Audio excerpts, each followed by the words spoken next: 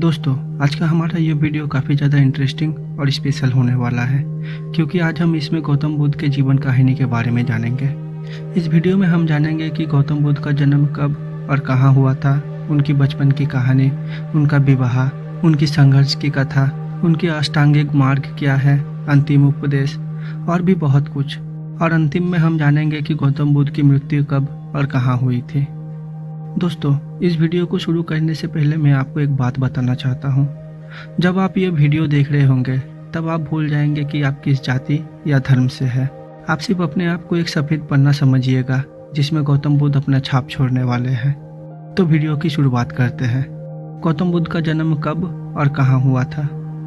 इस कहानी की शुरुआत होती है राजा शुद्धोधन और रानी महामाया से। कहने को तो ये दोनों राजा रानी थे, लेकिन इनके जीवन में एक बहुत बड़ा दुख था। शादी के कई वर्ष बीत जाने के बाद भी उनका कोई संतान नहीं था, जिसके कारण रानी महामाया अपने आप को बांझ समझने लगी थी। लेकिन उनके सौभाग्य के कारण उन्हें बाद में एक पुत्र की प्राप्ति हुई, जिन्हें आज हम गौतम बुद्ध के नाम से जानते हैं। गौतम बुद्ध का जन्म नेपाल के लुम्बिनी गांव में ईसा पूर्व 624 में हुआ था। भगवान बुद्ध के जन्म होने के 5 दिन बाद उनका नाम सिद्धार्थ रखा जाता है। सिद्धार्थ नाम सुन सभी लोग प्रसन्न होते हैं। राजा शुद्धोधन नामकरण के अगले दिन ही अपने राज्य के बड़े बड़े ज्ञानियों को बुलाते हैं और उनसे कहते हैं कि मैं अपने पुत्र का भविष्य जानना चाहता हूँ। कृपया आप लोग इसका भविष्य देखकर मुझे बताएं। राजा के कहे अनुसार सभी ज्ञानी भविष्य देखना शुरू करते हैं और राजा शुद्धोधन से कहते हैं, महाराज, युवराज बुद्धिमान होंगे, रूपवान होंगे, शक्तिशाली होंगे। उनके भीतर हर वो गुण होगा जिससे इस संसार को जीता जा सके। युवराज का नाम सिद्धार्थ है और आज से वो सिद्धार्थ गौतम के नाम से जाने जाएंगे। तब राजा शुद्धोधन कहते हैं, सिर्फ सिद्धार्थ गौतम के नाम से नहीं बल्कि सम्राट सिद्धार्थ गौतम के नाम से जाने जाएंगे। तो वो सभी ज्ञानी कहते हैं, जी महाराज, ऐसा ही होगा। वो ज्ञानी लोग राजा को ये तो बता देते हैं कि सिद्धार्थ के भीतर एक सम्राट के गुण हैं, परंतु ये नहीं बताते कि सिद्धार्थ के भीतर एक सन्यासी के गुण भी है, क्योंकि वो सभी राजा के क्रोध के बारे में जानते थे। वो जानते थे कि राजा अपने पुत्र को सम्राट ही बनाना चाहता है, इसीलिए सभी ज्ञानी वही बताते हैं जो राजा शुद्धोधन सुनना चाहते थे। सिद्धार्थ के जन्म के 7 दिन बाद रानी महामाया की मृत्यु हो जाती है। लेकिन खास बात यह है कि मृत्यु से पहले ही रानी महामाया को यह आभास लग जाता है कि उनका समय पूरा हो गया है। इसीलिए उन्होंने पहले ही अपने बहन प्रजापति से एक वचन ले लिया था कि वो उनके पुत्र को अपने पुत्र की तरह पालेगी और सिद्धार्थ को कभी ये पता नहीं लगने देगी कि उनकी माँ इस दुनिया में अब नहीं है। इसके बाद रानी प्रजापति सिद्धार्थ को अपनी माँ की तरह पालन पोषण करती है और उन्हें कभी पता नहीं चलने देती है कि उनकी माँ इस दुनिया में नहीं है। ये सब घटना के कुछ दिन बाद महल के गेट पर एक वृद्ध मुनिवर आते हैं, जिनका नाम असित मुनि था। असित मुनि एक महान तपस्वी थे जो शाकों के गुरुकुल भी रह चुके थे। वे इतने ज्ञानी थे कि उनकी भविष्यवाणी कभी भी गलत साबित नहीं होती थी। जैसे ही ये बात राजा को पता चला कि तपस्वी असित मुनि महल के गेट पर आए हुए हैं, तो राजा शुद्धोधन अपने छोटे भाइयों के साथ असित मुनि के स्वागत के लिए महल के गेट पर पहुंचते हैं और असित मुनि के पैर छूकर प्रणाम करते हैं और कहते हैं, धन्य हूँ मैं जो आप हमारे महल में पधारे हैं। तब असित मुनि कहते हैं कि मैं तुझसे मिलने नहीं आया हूँ राजन, मैं तो उस युग पुरुष के दर्शन करने आया हूँ जिसने तेरे यहाँ पुत्र बनकर जन्म लिया है। तब राजा कहते हैं, अवश्य मुनिवर, और अपने पुत्र को असित मुनि के हाथों में थमा देते हैं। फिर असित मुनि कहते हैं, जिसका प्रतीक्षा करते करते आधी उम्र बीत गई, अब आया है ये। केवल तू ही नहीं राजन, सारा जग इसकी प्रतीक्षा कर रहा था। ये कहने के बाद असित मुनि सिद्धार्थ को पालने में लिटा देते हैं और उनके चारों ओर घूमकर परिक्रमा करने लगते हैं। यह देखकर राजा थोड़ा आश्चर्यचकित हो जाते हैं और असित मुनि से पूछता है, मुनिवर, यह आप क्या कर रहे हैं? तब असित मुनि कहते हैं, ब्रह्मांड की परिक्रमा। फिर असित मुनि सिद्धार्थ के पैरों में अपना सिर रखकर रोने लगते हैं। असित मुनि को रोता देख राजा पूछता है, क्या हुआ मुनिवर, आप रो क्यों रहे हैं? क्या इस बालक के भविष्य में कोई संकट है? तब असित मुनि कहते हैं, नहीं राजन, मैं बालक के लिए नहीं बल्कि अपने लिए रो रहा हूँ, क्योंकि अब मैं वृद्ध हो गया हूँ और बहुत दिन जीवित नहीं रहूँगा और उसके कारण मैं इस बालक को बुद्ध बनते नहीं देख सकूंगा। असित मुनि की ये बात सुनकर राजा क्रोधित हो जाता है और असित मुनि से कहते हैं कि मुनिवर, यह कोई ज्ञानी बैरागी नहीं बल्कि सम्राट बनेगा। ये बुद्ध नहीं, योद्धा बनेगा। एक ऐसा योद्धा जिसके तलवार के आगे बड़े बड़े महारथी भी कांप उठेंगे। यदि आपको इसे आशीर्वाद देना ही है तो ऐसा आशीर्वाद दीजिए कि यह हर युद्ध में विजयी हो। तब असित मुनि कहते हैं, ऐसा ही होगा। जीवन के हर युद्ध में ये विजयी होगा, पर वो युद्ध होगा भावनाओं का। ये सारे ब्रह्मांड पर राज करेगा, पर ब्रह्मांड मन के भीतर होगा। असित मुनि आगे कहते हैं कि इस बालक के शरीर के भीतर सभी गुण बताते हैं कि ये भविष्य में बुद्ध बनेगा। ये बात सुनकर तब राजा थोड़ा क्रोधित होकर बोलते हैं, गुण चाहे जो भी कहते हो, परंतु थामेगा तो ये तलवार ही। तब असित मुनि कहते हैं, तलवार से केवल राज्य जीते जाते हैं, परंतु तेरा पुत्र मन जीतेगा। युद्ध से केवल सीमाएं बदलती हैं, परंतु तेरा पुत्र युग बदलेगा। तब राजा कहते हैं, यदि यह लेख विधाता का है तो मैं उससे भी लड़ जाऊंगा। इतनी राग रागिनियां भर दूंगा उसके चारों तरफ कि वैराग्य का ख्याल उसे आएगा ही नहीं। यह सुन असित मुनि कहते हैं, चाहे लाख जतन कर ले राजन, परंतु तेरा पुत्र सन्यासी ही बनेगा। इतना कहकर असित मुनि वहां से चले जाते हैं। राजा शुद्धोधन असित मुनि से कह तो देते हैं कि वो अपने पुत्र को सम्राट ही बनाएगा, परंतु भीतर ही भीतर उन्हें चिंता सताने लगती है कि कहीं उनका बेटा सन्यासी न बन जाए। अपनी इस चिंता को लेकर राजा शुद्धोधन अपने कुलगुरु के पास जाते हैं और उन्हें अपनी समस्या बताते हैं। राजा की समस्या सुन कुलगुरु कहते हैं, राजन, असित मुनि एक सन्यासी है, इसीलिए उन्हें सिद्धार्थ की महानता एक सन्यासी बनने में ही लगती है, और आप एक राजा हैं, इसलिए आपको सिद्धार्थ की महानता एक राजा बनने में ही लगती है। सवाल ये नहीं है कि सिद्धार्थ क्या बनेगा, सवाल ये है कि आप उन्हें क्या बनाना चाहते हैं। अगर आप उन्हें सम्राट बनाना चाहते हैं तो उन्हें सम्राट बनने की प्रक्रिया से गुजारिए, और अगर आप उसे एक सन्यासी बनने से रोकना चाहते हैं तो उन्हें वैराग्य से दूर रखिए। जीवन के ऐसे सत्यों से दूर रखिए जो उसके मन में वैराग्य का जन्म दे सकता है। और आप सिद्धार्थ को जीवन भर भ्रम में रखो, क्योंकि जिस दिन उसको दुख का एहसास होगा और उसके मन में पीड़ा होगा, तब वो सन्यासी लेने की तरफ चला जाएगा। फिर राजा कहता है कि आखिर में क्या करूं? तो गुरुकुल कहते हैं कि एक बड़ा षड्यंत्र रचो, यानी सिद्धार्थ जिस भी महल में रहते हैं वहां पर सर्दी हो तो गर्मी का एहसास ना हो, और गर्मी हो तो सर्दी का एहसास ना हो, और उसे लड़कियों से घिरे रखो और उसके इर्द गिर्द झूठा संसार रचो। आसान भाषा में कहे तो उसे कभी भी ये नहीं पता चलने देना चाहिए कि इस दुनिया में दुख नाम का भी कोई चीज़ है। बूढ़े लोगों से उसको दूर रखो, और सूखा पत्ता भी उसके भाग में नहीं दिखना चाहिए, क्योंकि ऐसी चीज़ें उसको संन्यास लेने की तरफ आकर्षित कर सकता है। इसके बाद राजा ने अपने कुलगुरु के कहे मुताबिक काम किया, यानी कि राजा सिद्धार्थ के इर्द गिर्द झूठा संसार रचा। दोस्तों, कहा यह भी जाता है कि राजा शुद्धोधन ने अपने सैनिकों को यह भी आदेश दिया था कि राज्य में कोई भी शमशान घाट नहीं होना चाहिए। जहाँ जहाँ तक सिद्धार्थ जाएगा वहाँ पर पैरों में सूखी पत्ती नहीं रहनी चाहिए, फूलों के पेड़ में मुरझाए हुए फूल नहीं दिखना चाहिए। वृद्ध, बीमार और गरीब लोगों को तो पहले ही नई नगरी में भेज दिया गया था। समय बीतता है और सिद्धार्थ गुरुकुल जाने के योग्य हो जाता है। तब रानी प्रजापति राजा शुद्धोधन से सिद्धार्थ को गुरुकुल भेजने के लिए कहती है, परंतु राजा शुद्धोधन ये कहते हुए मना कर देते हैं कि वो अपने पुत्र के लिए महल के पास ही गुरुकुल बनवाएंगे, क्योंकि वो नहीं चाहते हैं कि उनके पुत्र को कोई भी ऐसा ज्ञान दिया जाए जो उन्हें वैराग्य की तरफ ले जाए। गौतम बुद्ध के बचपन की कहानी। सिद्धार्थ की पढ़ाई लिखाई शुरू होने से पहले की एक घटना है जो आपको जरूर जाननी चाहिए। एक बार सिद्धार्थ अपने चचेरे भाइयों के साथ बागीचे में खेल रहे होते हैं। तभी सिद्धार्थ का चचेरा भाई देवदत्त सिद्धार्थ को चोट पहुंचाने का कोशिश करता है, लेकिन सूर्या का पुत्र चन्ना सिद्धार्थ को बचा लेता है। सूर्या राजा शुद्धोधन का सारथी यानी रथ चालक था, और राजा शुद्धोधन ने सूर्या को वचन दिया था कि बड़े होकर सूर्या का पुत्र यानी चन्ना को युवराज सिद्धार्थ का सारथी बनाएंगे। सिद्धार्थ को बचाने के चक्कर में चन्ना और सिद्धार्थ दोनों को भी चोट लगती है। ये घटना देख सैनिक सिद्धार्थ को जल्दी महल में ले जाते हैं। सिद्धार्थ चन्ना को भी उनके साथ आने के लिए कहते हैं। चन्ना सिद्धार्थ के साथ महल में जाता है। महल में पहुंचने के बाद सिद्धार्थ को दवाई लगाई जाती है। सिद्धार्थ चन्ना को भी दवाई लगाने के लिए अपने पास बुलाते हैं, लेकिन एक दासी सिद्धार्थ को चन्ना को अपने पास बुलाने से ये कहकर मना कर देती है कि चन्ना एक सारथी पुत्र है, वह आपके पास नहीं आ सकता। तब सिद्धार्थ पूछते हैं, परंतु क्यों? तब दासी कहते हैं, वह नीची जात का है और आप उसे छू नहीं सकते। तब सिद्धार्थ पूछते हैं, यह जात क्या होता है? फिर दासी कहते हैं, जैसे आप युवराज हैं और वो सारथी पुत्र। तब सिद्धार्थ पूछते हैं, तो वो मुझसे अलग कैसे हैं?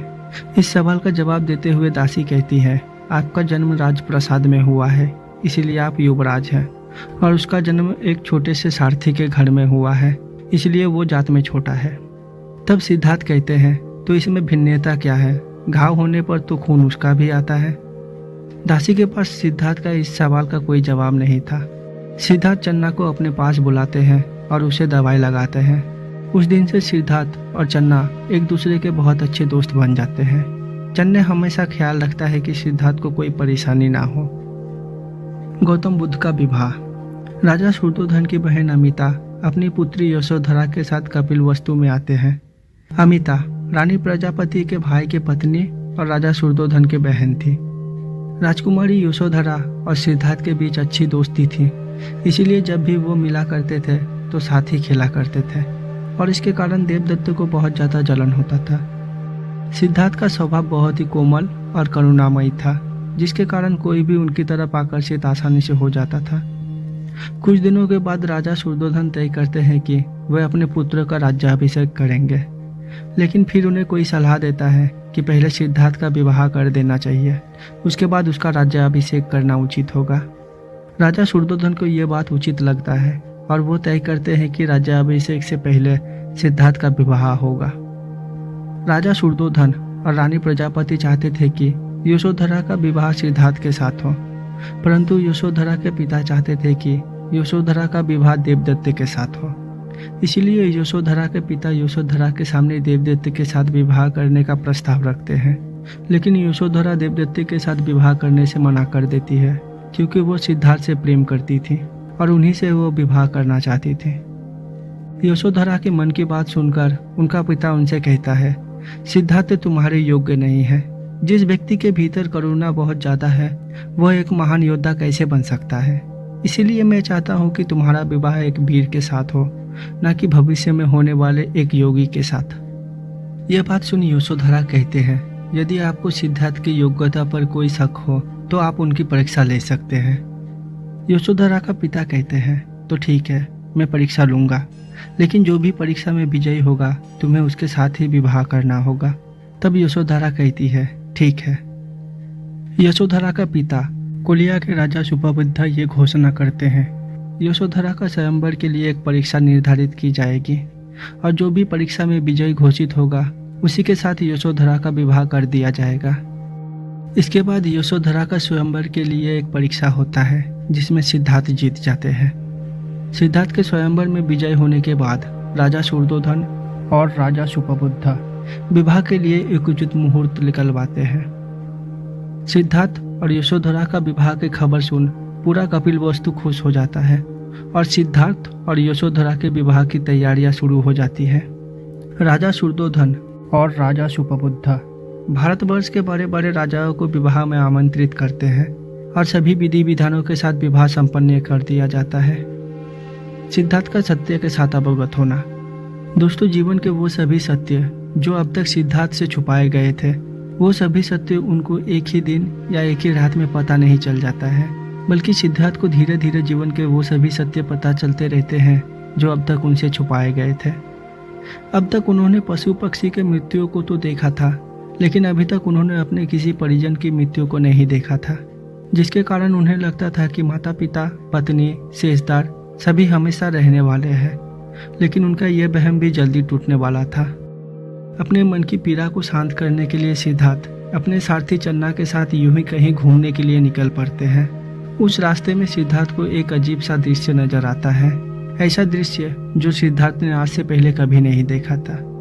सिद्धार्थ देखते हैं कि 4 लोग अपने कंधों पर कुछ उठाया हुआ है और बहुत सारे लोग उनके पीछे चल रहे हैं और सभी के चेहरों पर एक उदासी है।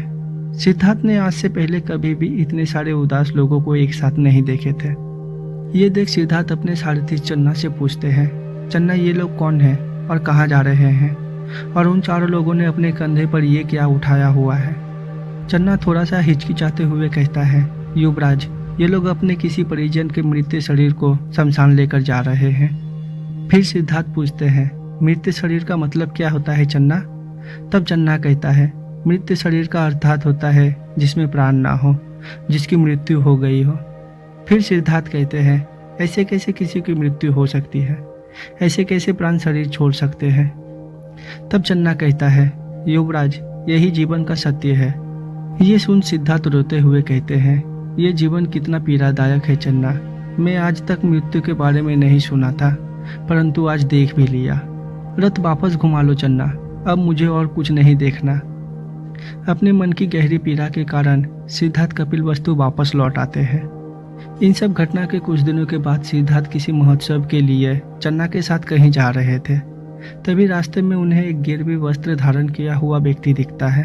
उन्होंने आज तक कभी भी ऐसे व्यक्ति को नहीं देखा था, इसलिए वो चन्ना से पूछते हैं कि चन्ना, ये गिरवी वस्त्र धारण किया हुआ व्यक्ति कौन है और उसने ऐसे वस्त्र क्यों पहने हुए हैं। फिर चन्ना सिद्धार्थ से कहता है कि युवराज, वो एक सन्यासी है और उसने अपना सब कुछ त्याग दिया है, क्योंकि इस जिंदगी में दुख है, तकलीफ है, कलेश है, इसलिए उसने अपने दुखों का अंत करने के लिए संन्यास लिया हुआ है।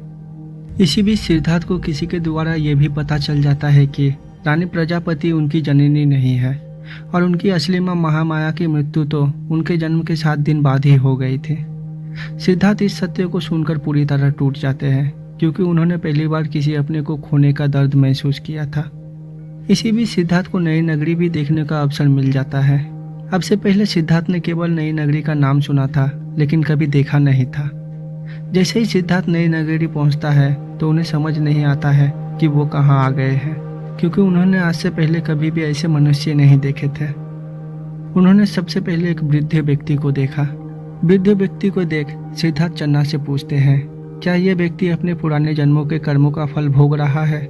तब चन्ना कहता है, नहीं युवराज, ये इसकी वृद्धावस्था है जो अमीर और गरीब सबके जीवन में आता है। वृद्धावस्था अमीर और गरीबी में भेदभाव नहीं करती।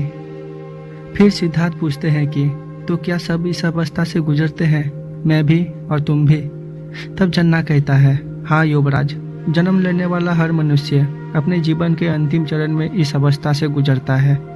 उन सभी लोगों को देख सिद्धार्थ के मन में एक ही सवाल उठता है कि क्या उन्हें, उनकी पत्नी और उनके बच्चे को भी एक दिन वृद्धावस्था से गुजरना पड़ेगा। फिर सिद्धार्थ सोचते हैं कि जब वृद्ध हो जाएंगे और रोगी हो जाएंगे तो अपने दुखों को कैसे संभालेंगे। क्या कोई ऐसा उपाय नहीं है जो उनके सारे दुखों को दूर कर सके। सिद्धार्थ के मन में बार बार लगातार एक ही सवाल घूमता रहता है कि क्या कोई मार्ग है जिस पर चलकर इन सभी दुखों का अंत किया जा सके।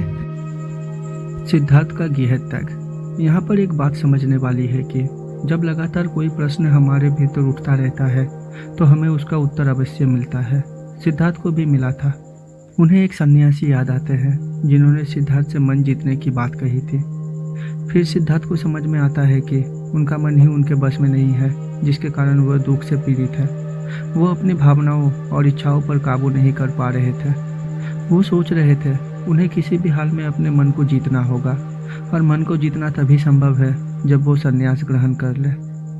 सिद्धार्थ को ये बात साफ साफ नजर आती है कि उन्हें उनके दुखों से मुक्ति सन्यासी बनकर ही मिल सकती है, क्योंकि जिन लोगों के होने से आज उन्हें खुशी मिल रही है, कल उन्हीं लोगों के ना होने से उन्हें दुख भी मिलेगा।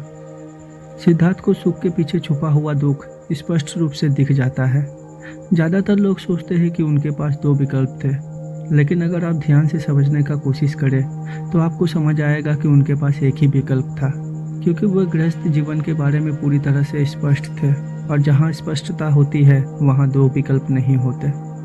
तो उसी रात सिद्धार्थ ने वानप्रस्थ होने का निर्णय करते हैं। सिद्धार्थ के मन में अपनी पत्नी और बच्चे को उनका अधिकार ना दे पाने की पीड़ा होती है, लेकिन उसके साथ ही उनके मन में मनुष्य के दुखों का कारण जानने की आशा भी होती है, इसलिए वो घर त्याग देते हैं। गौतम बुद्ध की संघर्ष की कथा। वानप्रस्थ होने के बाद सिद्धार्थ को जमीन पर नंगे पैर चलने की आदत नहीं थी, लेकिन अब उन्हें कंकड़ और पत्थरों पर चलना पड़ रहा था। उनके पैर में कंकड़ पत्थर चुभ भी रहे थे, लेकिन वो फिर भी चले। सिद्धार्थ अगर चाहते तो उस पीड़ा को देखकर वापस लौट सकते थे, लेकिन सिद्धार्थ ने ऐसा नहीं किया, क्योंकि उस पीड़ा से कहीं अधिक गहरा पीड़ा सिद्धार्थ के मन में था। दोस्तों, उसके बाद सिद्धार्थ बहुत से गुरुओं से मिले और उनसे शिक्षा हासिल की और बहुत बड़ी बड़ी तपस्या भी की है। लेकिन 6 साल इतनी कठोर तपस्या करने के बाद भी उनका लक्ष्य नहीं मिला था। 6 साल कठोर तपस्या करने की वजह से वो एकदम दुबले पतले हो गए थे। ऐसा दुबला पतला कि शरीर केवल मात्र हड्डियों का ढांचा बनकर रह गया था। दोस्तों, ऐसे ही सिद्धार्थ बहुत से गुरुओं से आत्मज्ञान प्राप्त करने के लिए मिलते हैं और उनसे ज्ञान प्राप्त करते हैं, लेकिन अभी भी सिद्धार्थ को जिस आत्मज्ञान की तलाश थी वह उसे अब तक नहीं मिला था। अब सिद्धार्थ के मन में ये विचार भी आने लगे थे कि कहीं उनका खोज गलत तो नहीं है। फिर सिद्धार्थ खुद को समझाते हैं कि ना, ये तो सिर्फ मन का खेल है। मन ही हमारे भीतर नकारात्मकता और सकारात्मकता को पैदा करता है, इसलिए मुझे दोनों से ही ऊपर उठना पड़ेगा। सिद्धार्थ की ज्ञान की प्राप्ति। एक दिन सिद्धार्थ पानी पीने के लिए पास वाली नदी के पास जाते हैं तो उन्हें चक्कर आ जाती है और वो बेहोश हो जाते हैं, क्योंकि कठोर तपस्या करने की वजह से उनसे अपना शरीर भी संभाला नहीं जा रहा था। तभी वहाँ पर सुजाता नाम की एक लड़की आती है और सिद्धार्थ को बेहोशी की हालत में देखकर उन्हें बचा लेती है। यानी सुजाता सिद्धार्थ के ऊपर पानी छिड़कती है और उन्हें होश में लाती है। सिद्धार्थ जब होश में आ जाते हैं तब सुजाता सिद्धार्थ से पूछती है कि जब आप यहाँ पर आए थे तब कितना स्वास्थ्यवान थे, आप क्या खोज रहे हैं जिसके कारण आपकी ये दुर्दशा हो गई। तो सिद्धार्थ कहते हैं, मैं मुक्ति का मार्ग खोज रहा हूँ, इसलिए मैंने अन्य जल सब त्याग दिया है। तब वह स्त्री कहती है, भला अन्य जल त्याग करके कोई भी खोज पूरी हो सकती है? जब शरीर ही नहीं बचेगा तो मुक्ति कहाँ से मिलेगी? उस स्त्री की बात सुन मानो सिद्धार्थ की बंद आंखें खुल जाती है। उन्हें ये बात समझ आ जाती है कि अब तक वो अपने शरीर को कष्ट देकर गलत कर रहे थे, क्योंकि अगर परम सत्य मिलेगा तो शरीर के साथ ही मिलेगा, शरीर के बिना नहीं। सिद्धार्थ उसी वक्त पानी पीते हैं और सुजाता के द्वारा दी गई खीर भी खाते हैं। खीर खाने के बाद सिद्धार्थ सुजाता से कहते हैं, तुम्हारी कही बात बड़ा सत्य था सुजाता, मैं कठोर तपस्या के चरम बिंदु तक गया, लेकिन वहाँ मुझे कुछ भी नहीं मिला। मेरे इस भ्रांति को सुलझाने वाले तुम मेरे प्रथम गुरु हो। समय बीतता है और सिद्धार्थ उस मंजिल के करीब पहुंच रहे होते हैं जिसका इंतजार सिद्धार्थ वर्षों से कर रहे थे। एक दिन सिद्धार्थ ध्यान करने के लिए कोई उचित स्थान खोज रहे होते। खोजते खोजते उन्हें बहुत ही विशाल पीपल का पेड़ नजर आता है। उस पेड़ को देखकर सिद्धार्थ तय करते हैं अब वे इसी पेड़ के नीचे बैठकर ध्यान करेंगे। सिद्धार्थ उस पेड़ के नीचे बैठकर ध्यान करना शुरू कर देते हैं और उस पेड़ के नीचे ही ध्यान करते वक्त उन्हें आत्मज्ञान की प्राप्ति होती है। दोस्तों, सिद्धार्थ ने जो वास्तव में अनुभव किया था उसे तो शब्दों में कहना असंभव है। बस इतना ही कहा जा सकता है कि अब वो सिद्धार्थ से बुद्ध बन चुके थे। अगले दिन जब सुबह होती है तो केवल सिद्धार्थ के लिए एक नई सुबह नहीं होती, बल्कि पूरा जगत के लिए एक नई सुबह होती है। बिना मौसम के ही पेड़ों पर फूल खिलते हैं और पक्षी गाना गाते हैं। बुद्ध अपनी आंखें खोलते हैं और अपने आसन से खड़े होते हैं, और जब वो चारों तरफ देखते हैं तो सब कुछ बदला हुआ पाते हैं। ना कोई प्रश्न था, ना कोई उत्तर था, बस हर जगह परम आनंद था, एक गहन शांति थी। बुद्ध उस पेड़ को प्रणाम करते हैं जिसके नीचे बैठकर उन्हें ज्ञान की प्राप्ति हुई थी। असली ज्ञानी वही होता है जिसे ज्ञान होने का भी अहंकार नहीं होता हो। जब सुजाता और उसके साथी सिद्धार्थ को खाना देने के लिए आते हैं तो वो देखकर चौंक जाते हैं कि वो सन्यासी नहीं है जिसे वो खाना देने आ रहे थे। वो देखते हैं कि सिद्धार्थ के चेहरे पर एक अलग ही चमक आ गई है। उनके शरीर से एक अजीब सा रोशनी निकल रहा है और वे पूरी तरह से रूपांतरित हो गए हैं। सुजाता और उसके साथी नहीं जानते थे कि सिद्धार्थ अब सिद्धार्थ नहीं है बल्कि बुद्ध बन गया है। वो डरते डरते बुद्ध के पास जाते हैं और उनसे पूछते हैं कि क्या आप हमारे वही योगी हैं ना? तब बुद्ध कहते हैं, हाँ मैं वही हूँ, बस सोया हुआ था लेकिन अब जाग गया हूँ। तब सुजाता कहती है, लेकिन आपको ये क्या हो गया है जो आपकी आभा इतनी प्रकाशमान हो गई है? तब बुद्ध कहते हैं, जिस चीज़ की खोज में मैं 6 वर्षों से था वो खोज अब पूरी हो चुकी है। बौद्धिक वृक्ष का इतिहास। यहाँ पर आपको एक बात जाननी चाहिए कि बुद्ध को बुद्ध नाम और जिस पेड़ के नीचे बुद्ध ने आत्मज्ञान पाया था उसे बौद्धिक वृक्ष का नाम उरुविला के लोगों ने ही दिया था। बुद्ध का अर्थ होता है जो पूर्ण रूप से जाग चुका है। गौतम बुद्ध के प्रथम उपदेश। सिद्धार्थ बुद्ध होने के बाद अपने प्रथम उपदेश में कहते हैं कि अज्ञान यानी कम ज्ञान ही दुख, भ्रम और चिंता को जन्म देता है। लोभ, क्रोध, भय, ईर्ष्या इसी अज्ञान की संतानें हैं, और माया का खेल विपरीत का है यानी अच्छे और बुरे का है। लेकिन जो ज्ञानी है वो इन सब चीज़ों में नहीं फंसता, क्योंकि वो किसी भी चीज़ के अति में यानी डीप में नहीं जाता, और ना तो वो अपने आप को तप यानी दृढ़ता के नाम पर बहुत ज़्यादा खुद को दुख देता है, और ना ही हर समय वासना में डूबा रहता है, बल्कि वो बीच का रास्ता चुनते हैं। जब हम माया का खेल समझ जाते हैं तब हमारे सभी दुख और सभी चिंताएं खत्म हो जाती है। तब हमारे भीतर प्यार और स्वीकृति का भाव पैदा होता है, जिसके बाद हम किसी से भी नफरत नहीं करते हैं, यहाँ तक कि ऐसे व्यक्ति से भी नहीं जो हमसे नफरत करता है। गौतम बुद्ध के 4 आर्य सत्य। पहला, जब तक सृष्टि रहेगा दुख मनुष्य के साथ छाया बनकर चलेगा। दूसरा, दुख का कारण है किसी भी चीज़ को खुद से बहुत ज़्यादा जकड़ के रखना, जीवन के इस सच को ना देखना कि जीवन में हर चीज़ हमारे साथ कुछ ही देर के लिए रहता है। तीसरा, मुक्ति के लिए विवेक का जागना जरूरी है। खुद को केंद्रित करना सीखो, चाहे जो भी आए, दुख की सूचना या आनंद की परछाई, इन दोनों के बीच खुद को स्थिर रखो। और चौथा, इन्हीं सब रास्तों पर चलने पर दुख से बंधन टूटेगा और परम सत्य की उपलब्धि होगी। बौद्ध धर्म के अष्टांगिक मार्ग क्या है? बुद्ध के पहले 5 शिष्यों में से एक शिष्य पूछता है कि ये सब जो मार्ग आप बताए हैं इसका नाम क्या होगा? तो बुद्ध कहते हैं इस मार्ग का नाम होगा अष्टांगिक मार्ग, और इसके जरिए ही सम्यक यानी सटीक दृष्टि, सटीक विचार, सटीक वाणी, सटीक कर्म, सटीक जीवन यापन, सटीक प्रयास, सटीक चेतना और सटीक समाधि संभव होती है। बुद्ध कहते हैं मैं बुद्ध हूँ और मैं स्वयं धर्म हूँ। जो मार्ग मैंने खोजा है वो समस्त मानव जाति के निर्माण का मार्ग बनेगा, और यह गौतम बुद्ध का पहला उपदेश था जो उन्होंने सारनाथ में दिया था। गौतम बुद्ध का अंतिम उपदेश। बुद्ध कहते हैं आज मैं देख पा रहा हूँ कि कैसे एक एक बूंद मिलकर सागर बनता है। परम सत्य के इस भंडार को जन जन तक पहुँचाने के लिए मैं अकेला निकला था, लेकिन आज मेरे साथ अनेकों लोग जुड़ गए हैं। ये 3 सत्य जिन्हें आपको जन जन तक पहुंचाना है। पहला, खुला मन। दूसरा, दयालु वचन। और तीसरा, सेवा में अर्जित जीवन और करुणा। ये 3 ही मंत्र हैं जो मानवता को नवनिर्माण करेंगे। हर प्राणी से करुणा रखना, धनी हो या निर्धन, सबके जीवन में दुख होता है, किसी के जीवन में कम तो किसी के जीवन में ज़्यादा। मेरे प्रिय भिक्षुओं, आज तक जो भी मैंने आपको सिखाया है उन सब चीज़ों को आप ध्यानपूर्वक अध्ययन करना, उसे अनुभव करना और सतत अभ्यास करना, खुद जांचना और परखना, उसके बाद ही मानवता में बांटना। किसी भी बात पर आसानी से विश्वास मत करना, चाहे वो मेरा ही बात क्यों ना हो। तब तक विश्वास मत करना जब तक वो बात तुम्हारे विवेक और तुम्हारे व्यावहारिक बुद्धि से मेल ना खाए। फिर बुद्ध कहते हैं कि मुझे उस भाग्य पर विश्वास नहीं है जो मनुष्य के अच्छे या बुरे कर्मों पर बनता हो, बल्कि मुझे उस भाग्य पर विश्वास है जो मनुष्य तब तक नहीं बना सकता जब तक कि वो खुद कर्म ना करे।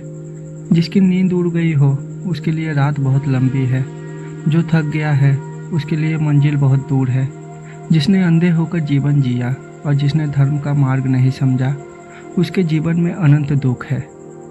बुद्ध अपने अंतिम उपदेश देने के बाद अपने सभी भिक्षुओं से कहते हैं, मेरे प्रिय भिक्षुओं, यदि धर्म के मेरे इस मार्ग पर कोई भी संदेह या जटिलता है तो यही सही समय है पूछने का, और इस अवसर को ना गवाए। जो भी सवाल आप में से किसी के मन में है तो इसी समय पूछ लो। बाद में आपको ऐसा ना लगे कि मैं बुद्ध के साथ था लेकिन पूछ नहीं पाया। बुद्ध अपनी इस बात को 3 बार दोहराते हैं, लेकिन कोई भी भिक्षु कोई सवाल नहीं पूछता। फिर बुद्ध अपने अंतिम शब्दों में कहते हैं, मेरे प्रिय भिक्षुओं, यह मेरी अंतिम दीक्षा है। गौतम बुद्ध की मृत्यु कब हुई? गौतम बुद्ध ने ईसा पूर्व 483 में 80 वर्ष की उम्र में उन्होंने अपने भिक्षुओं से कहा था कि मैं अब महापरिनिर्वाण लेने वाला हूँ। महापरिनिर्वाण का मतलब होता है अपने शरीर को त्यागना। गौतम बुद्ध ने भारत के कुशीनगर में अपने शरीर को त्यागा। दोस्तों, अब एक सवाल है, क्या बुद्ध को समझने के लिए बुद्ध होना जरूरी है?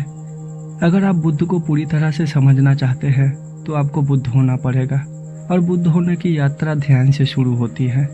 और ध्यान भी बुद्धि जैसा ही है, जिसे ना तो कहा जा सकता है और ना ही समझा जा सकता है, केवल अनुभव किया जा सकता है। अगर आप ध्यान से देखेंगे तो पाएंगे कि बुद्ध के हर शिक्षा लोगों को ध्यान की तरफ आकर्षित करना है और उन्हें जागरूक करने पर है। लेकिन दुर्भाग्य की बात यह है कि लोग बुद्ध को समझना तो चाहते हैं लेकिन अनुभव नहीं करना चाहते। दोस्तों, गौतम बुद्ध के इस जीवनी के ऊपर वीडियो बनाने का मेरा एक ही मकसद है कि आप बुद्ध को केवल समझे ही नहीं बल्कि अनुभव भी करें। एक बहुत ही गहरी बात है जो मैं आपको बताना चाहता हूँ, उसे आप ध्यान से समझने का कोशिश करिएगा। ज़रूरी ये नहीं है कि आप वही सुनो जो बुद्ध ने कहा है, बल्कि ज़रूरी ये है कि अनुभव करो, क्योंकि शब्दों में तो मिलावट हो सकती है, उन्हें अपने मन मर्जी बदला भी जा सकता है, लेकिन अनुभव में मिलावट करने का कोई तरीका नहीं है। देखिए, सवाल ये नहीं है कि जिस तरह की गौतम बुद्ध की इस जीवनी को मैंने वीडियो के माध्यम से आपको बताया है बिल्कुल वैसा ही घटना घटी हो, बल्कि सवाल ये है कि हमने गौतम बुद्ध की जीवनी में कुछ ऐसा सीखा जो हमारे जीवन को पूरी तरह से रूपांतरित कर सकता है। बुद्ध ने कहा है ध्यान करो, क्योंकि मैंने ध्यान से ही अपने दुखों से मुक्ति पाई है। पर लोग ध्यान नहीं करना चाहता, लेकिन वो बुद्ध को ज़्यादा गहराई से समझना चाहता है। ये बिल्कुल उसी तरह की बात हो गई कि आप प्यास बुझाने के लिए पानी पीना नहीं चाहते, बल्कि उसके बारे में जानकारी इकट्ठा करना चाहते हैं। जानकारी इकट्ठा करने से मन की प्यास नहीं बुझेगी, बल्कि खुद के भीतर बुद्ध को अनुभव करने से मन की प्यास बुझेगी। जैसे जैसे आप खुद को जानने लगेंगे वैसे वैसे आप बुद्ध को जानने लगेंगे। और हाँ, ये बात हमेशा याद रखना कि बुद्ध कहीं बाहर नहीं बल्कि आपके मन के भीतर ही है। अगर बुद्ध की सारी शिक्षाओं को निचोड़ कर एक लाइन में बताया जाए तो इतना ही कहा जा सकता है कि बस ध्यान करो, क्योंकि वही आपके जीवन को बदल सकता है। तो दोस्तों, ये थी गौतम बुद्ध की जीवन कथा या बायोग्राफी। उम्मीद करता हूँ आपको पसंद आया होगा ये वीडियो।